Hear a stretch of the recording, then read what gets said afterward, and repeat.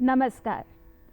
कला और कलाकार के अनूठे रिश्ते का जश्न मनाते शास्त्रीय संगीत के इस कार्यक्रम में आप सभी का बहुत स्वागत है।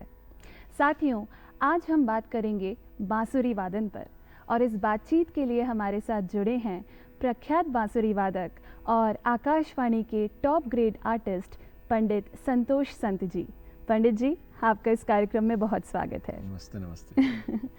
पंडित जी, आपके पिता स्वर्गीय बसंतराव संत जी ग्वालियर घराने के बड़े गायक थे। उनसे आपने संगीत की प्रारंभिक शिक्षा ली और उसके बाद आपने ग्वालियर के ही प्रसिद्ध सितार वादक श्री राम उमड़ेकर जी से मार्गदर्शन लिया और उसके बाद आप विश्वविख्यात बांसुरी वादक और पद्म विभूषण पंडित हरिप्रसाद चौरसिया जी के सानिध्य में पहुँचे, जहाँ पर आपने अपनी कला को और आपने उसे और निखारा। तो इस पूरी यात्रा में, इस पूरे सफ़र में आपके सामने क्या क्या चुनौतियां आईं?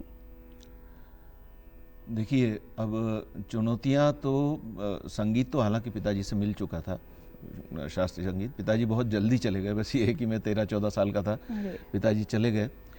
तो थोड़ा सा अंधेरे में कभी एक लाइट दिख जाए तो कितनी प्रसन्नता होती है, वो प्रसन्नता मुझे अनुभूत नहीं हो रही थी उनके जाने के बाद।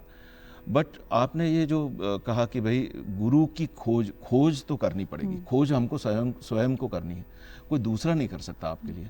तो खोजना पड़ता है, गुरु को खोजना पड़ता है। अगर आप पवित्र मन से उसको खोजोगे, देखिए पिताजी चले गए, पर पिताजी ये चाहते थे कि ये वाला इंस्ट्रूमेंट अगर मैं बजाऊं, इसको अगर बजाना है तो इसमें जिसको महारत हासिल है, जो परिपक्व है इसमें, क्योंकि ये इसमें तकनीक भी यूज़ होती है। तो कंठ संगीत पिताजी का था, कंठ संगीत मैं भी फॉलो कर सकता था, बट उन्होंने देखा कि ये इसकी तरफ अट्रैक्टेड है, तो फिर मैं इसकी उन्होंने बोला था कि जो इसमें महारत जिनको हासिल है उन्हीं को तुम पकड़ो। तो खोज शुरू हुई मेरी, और खोज बड़ी डिफ़िकल्ट थी। धीरे धीरे कैसे करूँ, क्या ना करूँ, बड़ा पशोपेश में था। पर राह दिखाता है ऊपर वाला, एक राह मिली मेरे को ऐसी कि बस पंडित हरिप्रसाद चौरसिया जी मेरे जीवन में आए और मेरा जीवन बांसुरीमय होता चला गया। बड़ा एक अनूठा सा आपका एक अनुभव रहा है। बिल्कुल। अच्छा, एक बार आपने एक ये किस्सा साझा किया था कि आपकी गुरु माँ ने जब पहली बार आपका बांसुरी वादन सुना था तो पंडित हरिप्रसाद चौरसिया जी से उन्होंने कहा था कि आप दोनों की फूंक एक जैसी है। तो वो क्या अनुभव था, वो कैसा अनुभव था? वो एक्चुअली क्या है कि मुझे मेरी सिफारिश लगाई गुरु माँ ने। हाँ। मेरी सिफारिश थी वो, क्योंकि अब मेरी सिफारिश लगाने के लिए उनको ये तो देखिए उस समय तो मैं बच्चा था और ये तो बहुत बड़ी बात है कि मेरी फूंक कैसी है उनके जैसी, परंतु वो चाहती थी दिल से कि मेरी सिफारिश मेरे नंबर बनाया उन्होंने गुरुजी के सामने कि मेरे नंबर बनाए। हाँ, ज़रूर ये जैसे जैसे मैं उनके सानिध्य में रहा, फिर वो एक मेरे अंदर जो उनका म्यूज़िक आत्मसात हुआ, तब बहुत दिनों के बाद ये बात है कि जब एक कोई एल्बम मेरा एक रिलीज़ हुआ, तो फिर उनके पुत्र ने और पुत्रवधू ने वो किसी म्यूज़िक शॉप पे सुना। फिर वो थोड़े से मतलब आश्चर्यचकित हुए कि उनको कन्फ्यूजन होने लगा कि बाबूजी का बजाया है कि ये, तो वो एक रियलिटी में आया। वो सबसे बड़ा अवार्ड था मेरा अवार्ड, क्योंकि इससे बड़ा अवार्ड कोई होता नहीं। गुरु की परछाई, गुरु का अक्स, गुरु का प्रतिबिंब, ये एक चेला और एक शागिर्द में होना ही चाहिए। नहीं तो आप गुरु को कैसे आपने स्टडी क्या किया, गुरु को कैसे आपने देखा। तो ये बस ये कोशिश रहती है।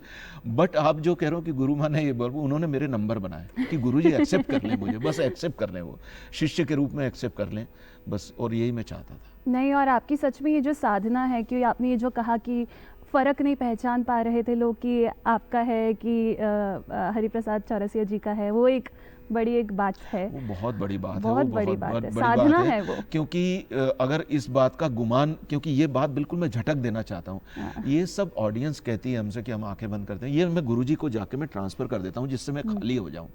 मुझे जब लोग कहते हैं, मैं ये गुरुजी को अर्पण कर देता हूँ, उनको अर्पण करना, क्योंकि देखिए आप है ना, अहंकार जो है ना सबसे बड़ा ये नहीं होना चाहिए। ये सब उनका है, मेरा क्या है, उन्होंने दिया है, हम कोशिश कर रहे हैं बजाने की, उनके चरणों में अर्पण करके आ जाता हूँ और खाली हो जाता हूँ।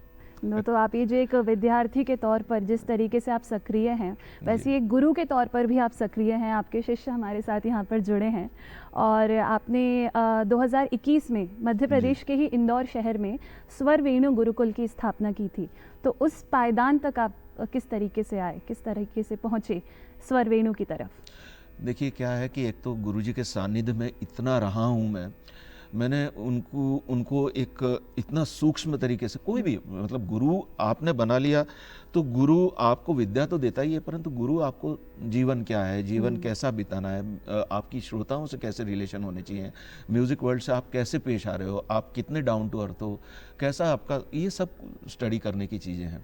तो ये सब मैं उनको देखता था कि उनकी जो मतलब विद्यार्थियों के प्रति, देखो विद्यार्थियों का समर्पण होता है, पर मैंने ये पहला गुरु देखा है, मेरे गुरुजी आदरणीय पंडित हरि प्रसाद चौरसिया, जो विद्यार्थियों को समर्पित है। बहुत बड़ी बात। आपको मैं एक बात बताऊं, मैं गुरुजी के साथ बहुत ट्रैवल किया है। कई बार मैं कहीं चेन्नई में हूँ उनके साथ, कहीं दिल्ली में हूँ, कहीं कलकत्ता में हूँ। वो मेरे को, हम लोग एयरपोर्ट पे साथ में आ रहे हैं, उसके बाद में फिर मेरे से कहते थे ऐसा है फ्लाइट थोड़ी डिले हो रही, मैं थोड़ा जल्दी निकल जाऊँ, तुम आ जाना बाद में, तुम उसी फ्लाइट से, मैं थोड़ा क्योंकि बच्चे इंतज़ार कर रहे हैं, अरे मेरा इंतज़ार कर रहे हैं वहाँ। मैं ये गुरुजी का जो डेडिकेशन है स्टूडेंट्स के लिए, विद्यार्थियों के लिए, शिष्यों के लिए, ये मैंने कहीं देखा नहीं है। मैं गुरुजी से कहता था गुरुजी आप, क्योंकि अब उनका क्या है, उनको सारे जानते भी थे, एयर इंडिया में सब जानते हैं, जेट एयरवेज जो भी उस समय एयरवेज चलती थी, सब उनको कहते हैं, उनकी फ्लाइट फटाफट से प्रीपोन्ड हो जाती थी। तो वो प्रीपोन्ड होके और सीधे जाके, सूटकेस भी नहीं रखते थे वो सीधे जाके देखते हैं बच्चे बैठे हैं, सीधे जाके आसन पे बैठे हैं, बच्चों को बजाना शुरू, सिखाना शुरू। ये हमको सीखने की, हम यही सीखते हैं। हम क्या सीखते हैं गुरु से? बांसुरी तो माध्यम है, बट हम ये सब चीज़ें सीखते हैं। पर ये जो आपने एक बात कही ना कि गुरुजी का, आपके गुरुजी का जो मानवीय मूल्यों पर जो उनकी एक समझ थी, तो ये जो आपने बोला कि कला की इस यात्रा में आपने ये पहले सीखा, शायद ये हमारे दर्शकों के लिए, हमारे साथ जो हमारे साथी जुड़े हैं उनके लिए भी एक बहुत ख़ास बात है। पंडित जी, मेरा एक सवाल आपसे सृजन को लेकर अब है कि कलाकारों के एक बड़े वर्ग का मानना है कि भावनात्मक आवेग में सृजन ज़रूरी होता है। सन 2011 में एक फिल्म आई थी रॉकस्टार, जिसमें खटाना भाई का किरदार जॉर्डन से बोलता है कि जब तक संगीत तभी निकलेगा जब दिल टूटेगा। तो इसमें आपकी कहाँ तक सहमति है? नहीं, इसमें तो पूर्ण सहमति है। भावनाओं का एक जो समन्वय होता है, भावनाएं कहाँ से कौन सी भावना आके आपको किस तरह से आपके काम आ रही है, ये अब मेरे लाइफ में पहले तो यहाँ से शुरू हुआ कि भाई मेरे पिताजी ने सारी दुनिया को संगीत सिखाया, सबको उन्होंने वोकल म्यूजिक सिखाया, बड़े बड़े विद्यार्थी बन गए, कोई प्रोफेसर बन गया, कोई वीसी बन गया, कोई मेरे खुद की सिस्टर्स, बड़ी सिस्टर्स, मेरे जीजा जी जो जितने भी बैच के थे, मेरा टाइम आया तो वो चले गए 12-13 साल की उम्र में। तो वो एक जो दबा रह गया कि मतलब शून्य में चला गया, मेरे को कौन सिखाएगा अब? मुझे उन्होंने सोचा कि ये तो बच्चा है, सिखा दूंगा, घर का है, सिखा दूंगा, घर की मुर्गी पर वो टलता गया। और पहला तो मेरे को वो इमोशंस मेरे दबे हुए थे, वो दबे हुए वो बाहर नहीं आए। वो बाहर तभी आए जब मुझे ऐसा माध्यम मिला, ऐसा गुरु मिला, ऐसा ये मिला, तब जाके धीरे धीरे वो सामने आने लगे। और देखिए ये तो ये वाद्य और संगीत, ये प्रेम की भाषा जानता है। अब मैं आपको बताऊं, हर जगह प्रेम है, प्रेम हर तरह का होता है, माँ का प्रेम, गुरु का प्रेम, प्रेमिका का प्रेम, दुनिया भर के इसके गुरु शिष्य का प्रेम, ये मतलब इसका कोई डेफिनेशन नहीं है। बट जब तक वो नहीं हो, आप अभिव्यक्त नहीं कर सकते संगीत को, नहीं कर सकते। मैं कभी कभी बजाते बजाते रोने लगता हूँ, इन लोगों को सिखाते सिखाते रोने लगता हूँ। गुरुजी के चरणों में अपना सिर झुकाता हूँ तो मेरा आंसू कभी कभी चरणों में टपक जाते हैं। तो ये सब इमोशंस है, बिना उसके भावनाओं के होता नहीं संगीत। बड़ी बात है और बड़ी ज़रूरी बात है, और इसको लेकर मेरी हमेशा एक जिज्ञासा बनी रहती है, हर कलाकार से इस बारे में बात करें। पंडित जी, मणिकौल जी की short film the museums of India के बैकग्राउंड स्कोर में आपने अपनी बांसुरी का योगदान दिया, जिससे ये पता चलता है कि आपका फिल्म में भी हमेशा से एक रुझान रहा है। आपके गुरुजी भी काफ़ी बहुआयामी हैं, उन्होंने फिल्म संगीत, लोक संगीत और शास्त्रीय संगीत हर क्षेत्र में महत्वपूर्ण योगदान दिया है। तो पारंपरिक संदर्भ में और फिल्मों में संगीत देने में आपको क्या फ़र्क महसूस हुआ? देखिए, फिल्म संगीत हो या बैकग्राउंड म्यूजिक हो, पार्श्व संगीत हो, अब जैसे उसमें क्या है कि उस तरह के सीन को देख के, दृश्य को देख के music on the spot create होता है।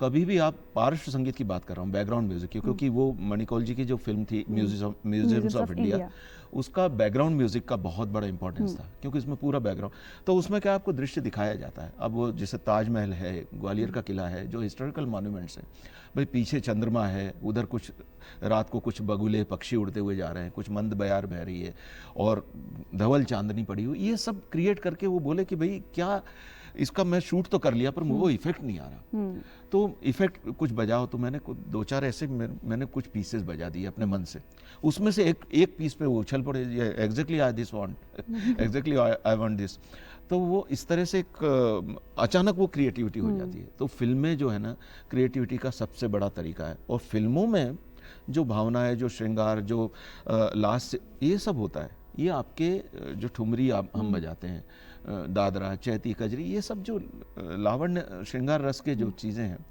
ये उसका बहुत अच्छा प्रभाव पड़ता है, बहुत अच्छा। मतलब उसमें भी एक स्पॉन्टेनिटी है, जैसे हमें थोड़ा सा लगता है कि कुछ फैब्रिकेशन होगा, कुछ आर्टिफिशियलिटी, ऐसा कुछ नहीं है, एक स्पॉन्टेनिटी वहाँ पर लगातार बनी हुई है।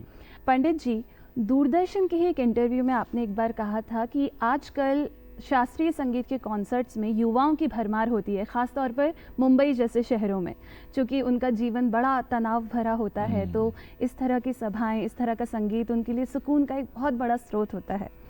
तो बांसुरी का, संगीत का, बांसुरी का श्रोताओं पर किस तरह का मानसिक प्रभाव पड़ता होगा? इससे जुड़ा क्या कोई किस्सा आपके जहन में आता है? युवा वर्ग को बांसुरी अट्रैक्ट शुरू से कर रही है, क्योंकि बांसुरी क्या है, हमारी फिल्मों में काफ़ी बताया जाता है, छोटा सा इंस्ट्रूमेंट है, कहीं भी लगा लिया। ऐसा नहीं कि इतना बड़ा कैरी करना है आपको, कैसे कैरी करें, इतना बड़ा कहाँ ले जाएं।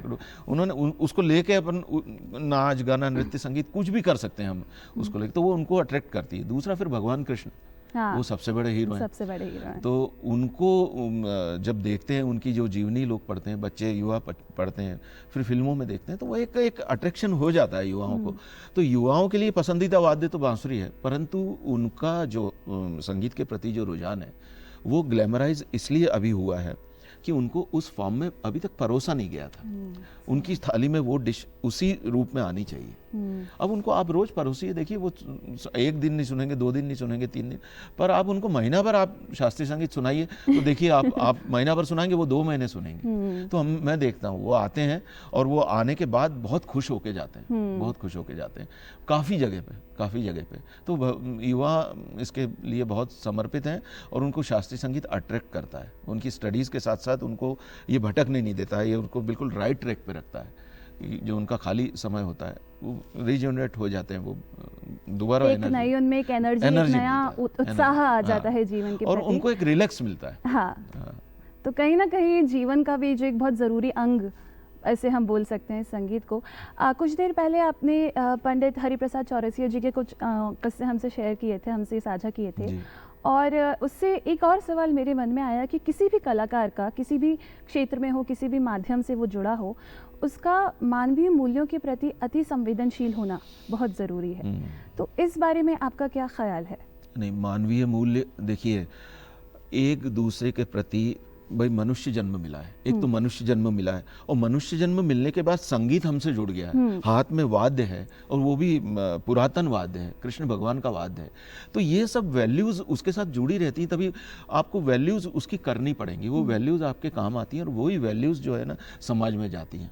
तो समाज को आप जो संगीत दे रहे हो वो कितना स्पिरिचुअल है, कितना डिवाइन है, कितना समर्पण के साथ सीखा हुआ है, ये सब चीज़ें उसको रिलेट करती हैं, तब वो आपको इफेक्टिव लगेगा। वो किसी आपको नहीं, मतलब जो भी सुनेगा उसकी वो एक सार्थकता बनी रहती है। बिल्कुल। बांसुरी के ही क्षेत्र में या संगीत के क्षेत्र में आप इतना एक लंबी एक यात्रा तय कर चुके हैं और अभी एक और लंबी यात्रा आपको तय करनी है, आगे जाना है, तो कभी आपको कुछ ऐसा लगा कि बांसुरी में कुछ करना चाह रहे थे या कुछ कर नहीं पाए, या अभी भी कुछ आकांक्षाएं बची हुई हैं? बांसुरी में मेरे गुरुजी पंडित हरिप्रसाद चौरसिया जी ने इतना कुछ कर दिया है इतना कर दिया है कि उनको बांसुरी से अलग करना और बांसुरी को उनसे अलग करना तो बहुत ही मुश्किल काम है। और उनका नाम भी हरि है, और उनका प्रसाद हम ग्रहण कर रहे हरि हैं, जी तो इसका मायना क्या हो गया कि हरि प्रसाद। तो जरूर उन्होंने इतना करके रख दिया कि हम जो उनके विद्यार्थी हैं, छात्र हैं, हम नित नई संभावनाएं ढूंढ रहे हैं। ये उन्होंने ही कहा है कि तुम अपनी संभावनाएं ढूंढो और ढूंढ के हमें बताओ, ये उनकी आज्ञा है। तो एक्सप्लोर कब होती है? सिर्फ गुरु के आशीर्वाद से एक्सप्लोर होती है, और उसी शोध में हम लगे हुए हैं। वाह, बड़ा एक ये अलग तरह की एक ये ट्रेनिंग है। जी जी। शास्त्रीय संगीत में ही या बांसुरी वादन में, या आपके गुरुजी तो हैं ही, इनके अलावा आपको कोई ऐसे कलाकार जो बहुत प्रभावित करते हैं, बहुत प्रेरित करते हैं? मुझे तो देखिए, शास्त्रीय जो मैं बांसुरी बजाता हूँ, बांसुरी तो माध्यम है अभिव्यक्ति का। हमारा ये वाद्य इतना सुंदर है, इतना अच्छा है, इतना मीठा है, तो हम इसको माध्यम बनाए हुए हैं। बट संगीत तो अंदर है ना, हमको इसमें फूंक लगानी है। कोई सितार बजाता है, उसको तार झंकृत करना है, कोई तबला बजाता है, उसको तबले पे थाप मारनी है। ये सब अपने अपने माध्यम है। संगीत आपके अंदर हृदय में बसा हुआ होना चाहिए। तो इसके लिए जरूरी है कि जितने भी बड़े बड़े पंडित, जितने भी बड़े बड़े उस्ताद, जितने भी मूर्धन्य कलाकार हमारे यहाँ भारतवर्ष में, और कहीं नहीं हुए हैं, विदेशों में वर्षों से स्टडी चल रही है कि है क्या भारतीय संगीत। हमारे भारत में हम भाग्यवान हैं कि इतना हमको मिला हुआ है। हम सुनने बैठे तो खत्म नहीं होगा वो सुनने नहीं, इतना खत्म नहीं होता है वो।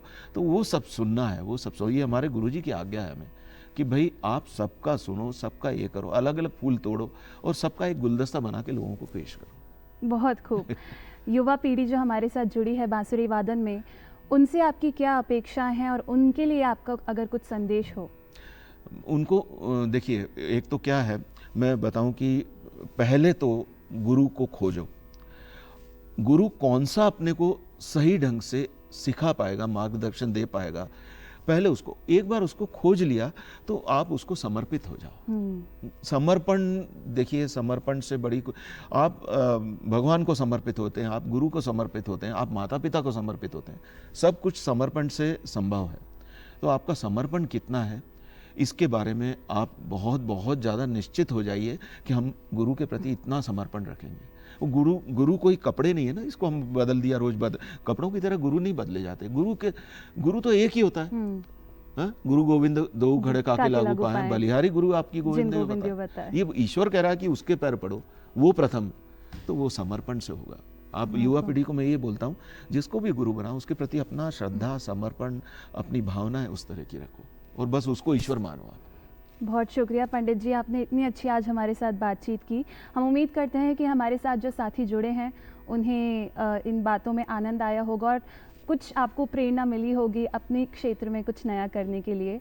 और हम आगे बढ़ें, इसके लिए हम सुनना चाहेंगे कि आप आज इस कार्यक्रम में हमारे लिए क्या लेकर आए हैं। ज़रूर, मैं बिल्कुल सुनाऊंगा। आपने इतनी अच्छी ये बातें की, और इसका नाद इतना मधुर होता है, वाद्य इतना ये है, युवाओं को अट्रैक्ट करता है। ये सब करके एक ऐसे मैंने राग सोचा कि जो सबको ही अच्छा लगे, जिनको शास्त्रीय संगीत आता है उनको भी अच्छा लगे, और जो शास्त्रीय संगीत सीखना शुरू करें उनको भी अच्छा लगे, और जिनको शास्त्रीय संगीत की समझ नहीं है उनको भी अच्छा लगे। तो ऐसा एक राग है, बड़ा अच्छा अट्रैक्टिव राग है, मिश्र शिवरंजनी। अरे वाह, वो थोड़ा सा सुना देता हूं। जी, स्वागत है जी।